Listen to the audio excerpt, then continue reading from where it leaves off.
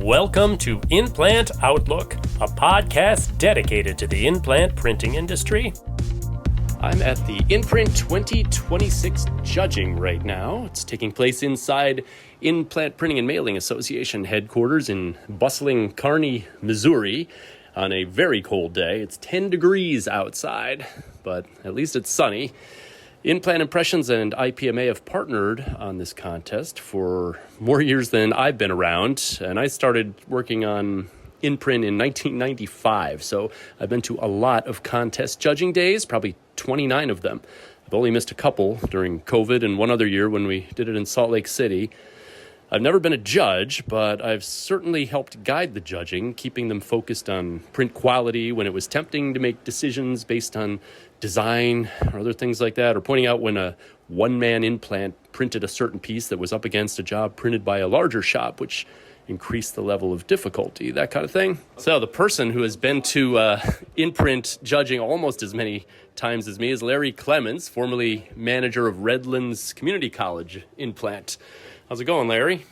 Doing good this morning, other than the cold weather. Yeah, we hit the hit a cold spell here. Any idea how many times you've been judging? Decades. Yeah. I really don't remember when I first started, but it's been many years. Yeah, and you hosted in Redlands a couple times. Several times, yeah. Yep.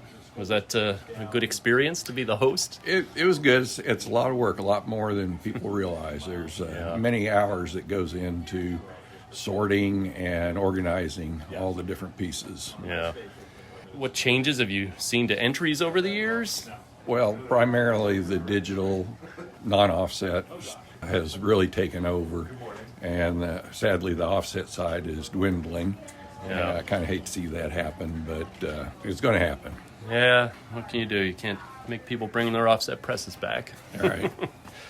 So you think you're going to keep coming to help with the judging? Well, sadly, this is probably my last year. Yeah.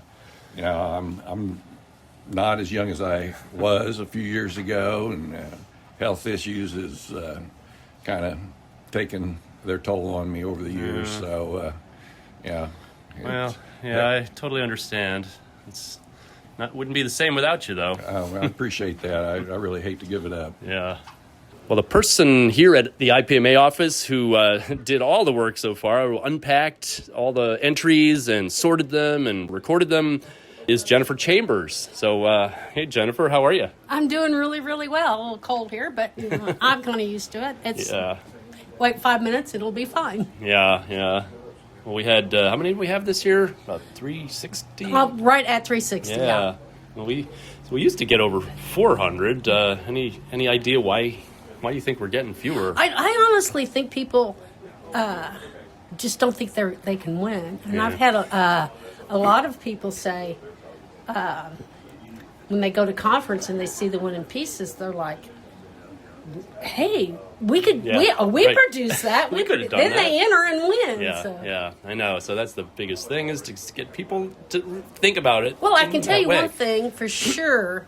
The only way you're not going to win is not to enter. Exactly right. And you get, as members, you get 3 free. So. I know, so it seems a no-brainer. You should just enter 3 and not pay for them and see what happens. So anything you noticed that was different this year as you were going through the entries and sorting them? I have more of a pretty eye. And they're just, the pieces, to me, even they look a lot more complex, but they were so pretty.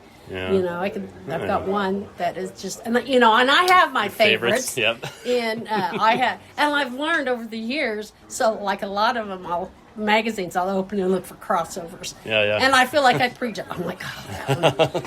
I know, it's hard not to do that. Yeah, or you know better. The folds, looking at the cracks and all that. So, all right, well then you picked the winners already, huh? Yeah. Yes, I have. So you guys can go home. Yeah. Nice. Well, thank you for all of the work you do. It's really appreciated. Yeah. We just show up and judge, but you've been at it for a while. I do. I really do enjoy it. And it's every piece I open, you see the love, the packaging prize this year goes to Mayo Clinic. Oh my gosh, I never thought I was going to be able to get. No, they were like triple protected. Yeah, Yeah. Didn't want any postal damage. Well, yeah, and it shows what they think. Yeah. What they think of their pieces. Yes. All right. Well, I guess it's time to get started. Yeah. So let's go.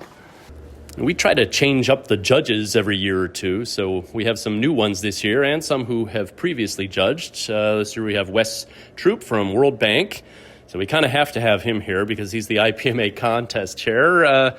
Kirsten Noyola from Christus Health, Bruce Lalonde from Blue Valley Schools, Jason Kermashek from Pittsburgh State University, and Tammy Dunham from Nestle Purina. And I'll point out that Jennifer has highlighted categories where a judge's implant entered. So when we get to that one, that judge has to immediately leave the room. No hovering or peeking either. The judges are going through the offset categories now, looking at the dots with loops, trying to find registration problems. We've only got 7 of the 32 categories that are offset now. In the old days, going way back, all the entries were printed offset, so we saw a lot of hickeys and bad registration, holes and missing dots in solids, uneven printing in solid areas. So I'm going to ask the judges, now that you finished the first category, what were some of the things that you saw, some of the problems you saw that got pieces eliminated? We saw some registration issues, concerns. We saw some staples not centered on the book. Color consistency from page to page. Absolutely. What else did we see? Definitely misaligned crossovers. Oh yeah, you got to watch those crossovers. And now we're on to category 2, magazines and catalogs. So how's that magazine look, Bruce? So far, so good. Anything really impressive about it? Not at this point. There's a Scientology piece, and they do outstanding work Yeah. across the board. Yeah, crossovers on there. Yeah, I mean, this is a little. A little bit This off. page is a little bit off. Part of it's where it lays in the book. Yeah. Too picky, but it's Not exactly What do you perfect. see in that one, Jason? just kind of these panels where they're jumping, The color, yeah. Yeah, there's a The lot of them lineup. there. and there is some little bit of slight color inconsistency. I mean, that's not as bad as that one back there is darker. I can see that last. Well, maybe Yeah, that's just- tough with that many Yeah, pages. yeah, Well right, over right. 100 pages. Right, yeah, So- exactly. It's, This one starts out amazing, right? And it fizzles. Oh, This one starts out, I mean, look at that, right? You've Yeah. got great, it's smooth, it's a nice photo. I mean, they're doing great. The registration's bang on the cover.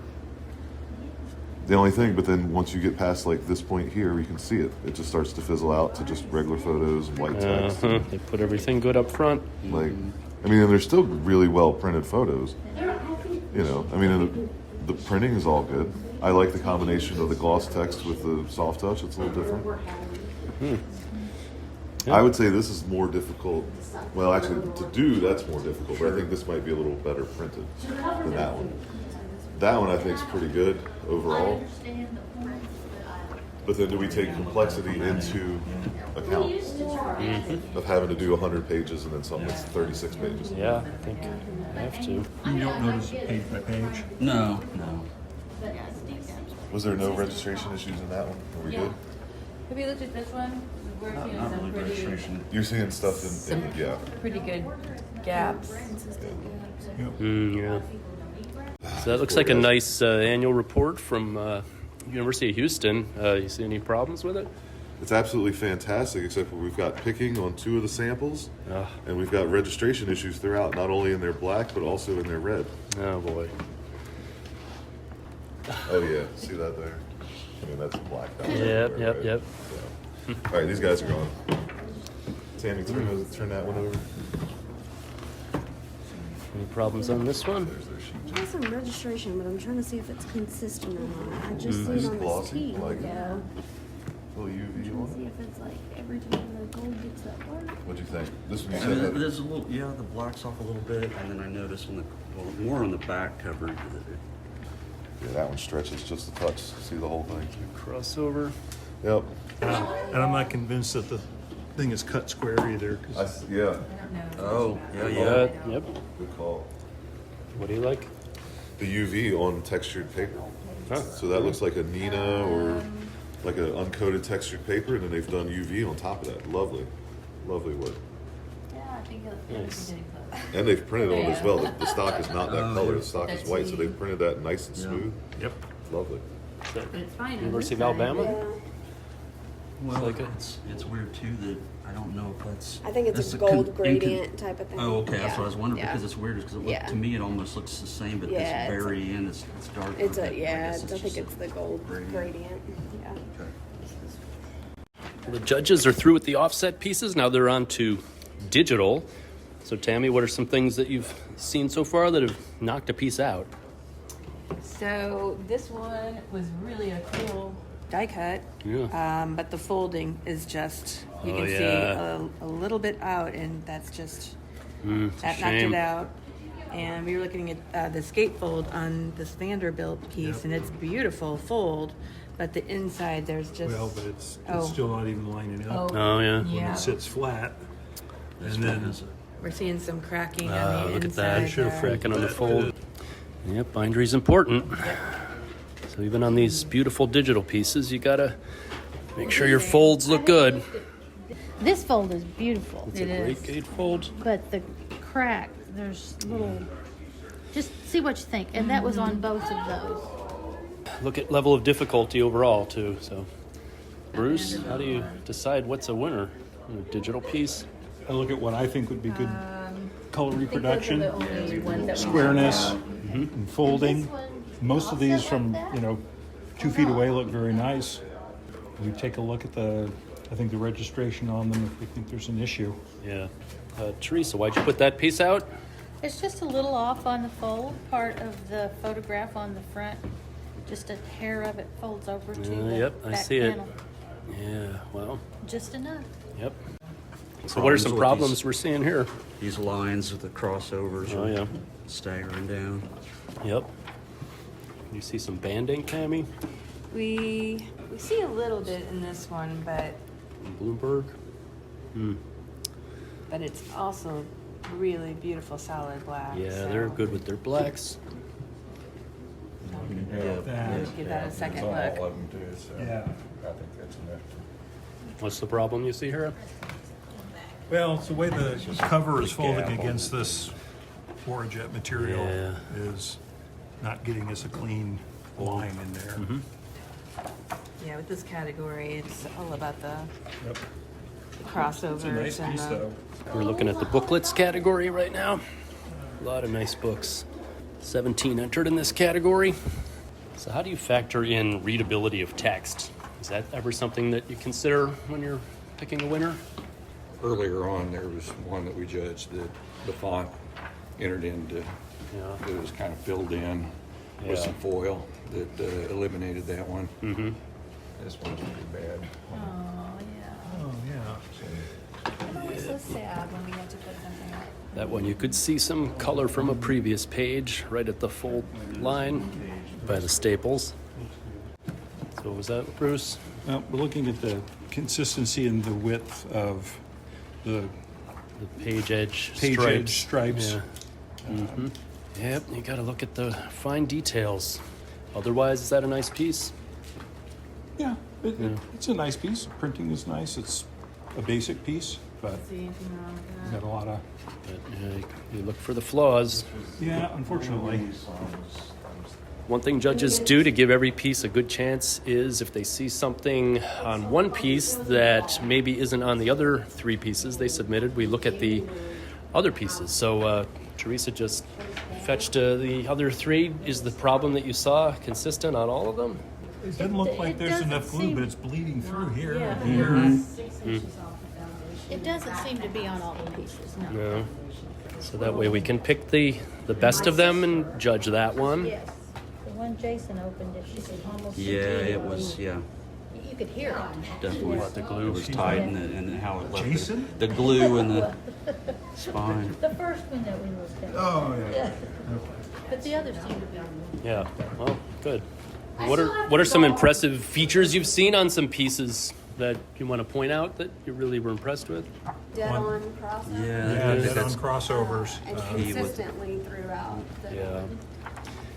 some And you got a solid. guitar here, and the neck is lining up dead on top On the and bottom. crossover, The yeah. crossover. Mm-hmm. Yeah, very Nice nice. sharp edges along the sides. How about in A these? lot of good crossovers with the photography. Yeah, that one's got a little gap. Some have better photography than others. How does that Yeah. factor into your decisions? Well, it makes it easier to pick up the crossover issues if they've got a complex picture. Yeah. Does it count against someone for inferior photos if they reproduce them nice? Not necessarily. Not necessarily. How about pieces with embellishment? Have you come across any of those, like foil? Yeah, we had Shine some to the stationery edge that that it was foiled and it wasn't real crisp and clean, and that actually was to their detriment. Counted against them. Yep. Yeah. Because I think when people look at the winners and they see pieces with a nice foil embossing, they think, oh, of course that just beat my piece because they have foil. Not But necessarily. Not yeah. necessarily. So you're saying that is not the case? Right, and so this has a nice UV. Some UV on the cover there. Yes. Front and back. Yep. Very subtle, but it's a nice touch. Yeah. Light Is it a catches Bloomberg it. piece? Yeah. Yeah, they do good. We're seeing Work a with lot that of things solid- that aren't real super difficult, but they're just super, super clean. Yeah. This one's got some This one is crossover super stuff going clean. on. I mean, This one, the foil's pretty jagged, not very clean. So another foil embossed piece, but problems with the foil. So it's not a shoe-in just because they put embellishment on it. I don't think that's. Another crossover issue, Jason. Yep, Yeah. absolutely. You can clearly see the printing from another page. So how do you describe that problem that you're seeing there? Too much glue and too it's just much, pushing out yeah. into the inside page. So Yeah, so the cover, between the cover and the first page. Yeah. Correct. We got the other pieces they submitted, but they all have the same And it may have been issue. the lack of scoring on the spine because there's not much there, so it's not holding it. Holding it there. Yeah. Okay. Score your pieces. So Wes, given this is a printing competition, how does design factor into your decisions? Well, we certainly look at printing quality and binding quality first and foremost. Yeah. Then we move into the design kind of aspects. We know a lot of implants don't do their own design, so Right. we take that into account as much as we can. But the way I've always approached it is, if one shop's sending a very complicated design and they're trying to hit a home run, that does get a little extra style points than somebody that sent a very safe, no crossover, white background kind of design. Yeah, so it's factored in there, but it's not a design contest, so we're not picking the prettiest design. Absolutely not. The prettiest design with printing and binding flaws will get taken out every single Right, time. yeah, so it's about level of craftsmanship and level of difficulty. And you said it right there. We're looking for the best craftsman. Yeah. So how about, you ever run into pieces where like they grabbed a logo or a headshot, off the internet at 72 DPI? I mean, is that Yes. come in, and then what do you do about that? The way we look at that is, if it's your logo, right? If it's the person entering's logo or the implant entering logo, we expect that to be high resolution Yeah. and perfect because you own your own branding. But if it's Twitter's logo or another outside logo, we can look at that versus what the other pieces have. Yeah, well, that makes sense, yeah. Well, Wes, what are some of the most impressive features you've seen on printed pieces today that have given them an edge? Smooth printing in the offset category. Really smooth, Yeah. high quality, no flaws, no hickeys, no picking. Right. That really has impressed me with some of these entries in offset. As far as digital goes, lock dead solid registration is Yeah. always a plus, right? Yeah. And something that really pops, something where a substrate matches a toner or an inkjet, and it really pops off the page. You didn't just run something on an uncoated sheet and say, here. Right. You really thought about how those two work together. We haven't got to the wide format world, but in my experience, the construction and the creativity always stand out. We know Yeah. we're going to see that later in the show. Yep, we got a lot of wide format pieces to judge today. One thing a lot of people enter the contests worry about is if they don't have the top quality, best of the line digital press, they're worried that they're going up against people that do have better presses. So how does that factor in, something printed on a more entry-level device versus when you're comparing that to something printed on a more expensive device? It actually helps to have a little less complicated device. If two pieces come together and we're trying to nitpick on the final who's going to get a gold or who's going to get a silver, or if we're awarding a piece at all. And there is a less complicated press. You have maybe one of your entry-level Ricos or Conicos or something, Right.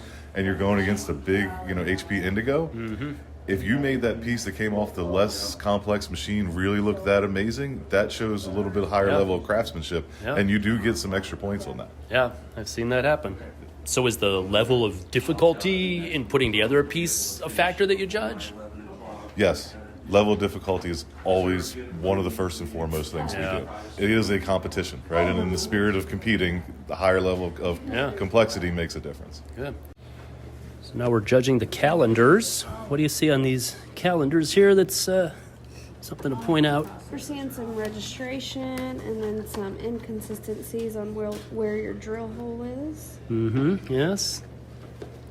And something with the QR code? Yeah, the registration and the QR code is quite off. Yep. This one, we opened it up and immediately saw pretty bad cracking on that. Yeah. Badly cracked fold in that calendar. So when you judged posters, Bruce, what really made those winners winners? For me, the gold winning one was printed on a canvas material, which is a little bit more difficult. They managed to keep very, very sharp registration on that, as well as reproduction of the deep blues and purples that were on there. Yeah, it was nice. World Bank's piece. Anything you saw, Kirsten, that from the posters that really stood out, made them Really rich blacks, really just solid colors was important in that one. Yeah, good. So in the calendar category, looks like coil binding beat out some other stapled and perfect bound pieces. Why is that? You don't have the same issue with not getting your stitches in tight. You don't have the crossover issue of SIGs from the backside showing through the front side. Yeah. I think for a calendar, maybe that's a better design. Functionality of a calendar, yeah, absolutely. And then the piece that won is unique to the category. Yeah. Right? It's both a magnet and a tear-off Magnet, pad. a pad, and stapled in. Yeah. They thought outside the box, and we're awarding originality there. Nice. It's a great piece. So we're doing the invitations category, and Tammy, I see you're looking at a piece that has both an envelope and a printed piece. So how important is it that the colors match on the envelope and the printed piece? Very important. Do they match? Not exactly. Not exactly. See, that could cost you if you're entering multiple pieces. So you got to be careful when you have a couple things entered in one category that everything matches. Same story for multiple pages with tabs on them. The colors got to match. And they just eliminated another invitation that has inconsistent widths on the borders, a little bit thinner on the top than on the bottom. Folding issues are a big reason that some pieces are going out, such as cracks on the folds. Another cool invitation with multiple pieces has some inconsistencies at the edges. So some tough decisions on the small shop brochures. What did this decision get based on? It really came down to overall print quality versus unique folds. Mm-hmm. The unique folds were really tough to do, and we wanted to respect the fact that they took the time to have a unique cut, a unique fold. But in the end of the day, the outstanding print quality and the sort of more traditional fold, we couldn't find any flaws in it. Right. Where we found very minute flaws in the ones that had the unique fold. So we awarded everybody, but the zero flaws stood out in the end. Yeah. Can you describe those folds? Because they are pretty unique. Well, one of them is kind of like almost a 45-degree angle on top that they then turned into a trifold. Mm-hmm. Really unique, really tough to run through a machine because you don't have equal sides for the machine to grip on. The other one is kind of a accordion fold with a front flap, and that's also really tough to do. It is also done on a really slick substrate. Yeah. And the printing was top-notch, the registration was top-notch, and the folding was still really, really good with that slick of a substrate. Definitely worthy of an award. Yeah, good stuff coming from these small shops. Mm-hmm. Absolutely. I noticed one piece in here, Wes, a booklet that used some logos of sponsors, but had a little problem with those, didn't it? There's a lot of them. A lot of them are low res. Yeah. And while we do understand that you don't have control over a sponsor's logo, it would almost be the people that you really don't want to have a low-res logo, right? Exactly. They're footing the bill for your publication. So Yeah, so I'd pay attention when you're gathering logos and get the best, highest quality one you can get for your printed piece. And Kirsten found another book with a lot of low-res photos. yeah, that's Interesting. So they generated AI photos, but low-res. This looks like a Canva design. Yeah. So you just finished judging the posters for small shops, and it's got to be hard to pick winners out of posters all printed on wide format equipment. So how did you pick the winners? This one was incredibly hard, Bob. I mean, it came down to really tiny details. In the end of the day, we don't like having to go to design, but we did a little bit more on this one just to differentiate who had the better design, who had a more clear, readable message, who told the story of what they were trying to promote better. That's really who did a better job of a poster, which is a promotional item, is what it came down to. Every single thing in the class was perfect. They were absolutely well printed things that everybody should have been proud of. But does it matter what kind of printer you have, an entry-level wide format versus an expensive one? It does not matter. All three of the pieces are printed on different equipment. Yeah. And really an entry-level machine that's cleaned up and calibrated can do just as good a job as the higher-level machines. Yeah. Kirsten, what went into picking a winner in the poster category for you? What kinds of characteristics were most important? The solids, there's a lot of gradients and making sure those gradients are not banding and they're solid, and the quality of the cut even went into play. Yeah. So we saw some really good entries. Yeah, they were. Thank you. So we just finished judging the extra large installations, and these were all judged from photographs of the installation, which was done in the company's building somewhere, and it's a tough one to judge. So I wanted to find out from the judges why they picked what they did, and more importantly, when you eliminated some pieces, why would you eliminate them? Jason? Yeah, I think a lot of them, the ones that stood out were more multi-dimensional pieces. They had a lot different substrates and crossing over different parts of walls instead of just being a single panel. Right. So that's kind of what eliminated a lot of them. That were just single wall graphics, single hanging panels. Weren't there some? One of the ones, one had different types of graphics, right? Right, it had floor graphics, wall graphics, Yeah. Directional signage, had a lot of different types of... Many different elements. And one of the pieces was a massive installation by the Church of Scientology. What made that stand out? Very impressive. The scope, The scope, the size. The size.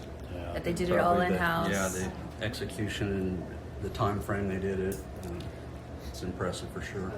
So if we're talking to people who are considering entering this category next year, what would you suggest they look for? What type of project?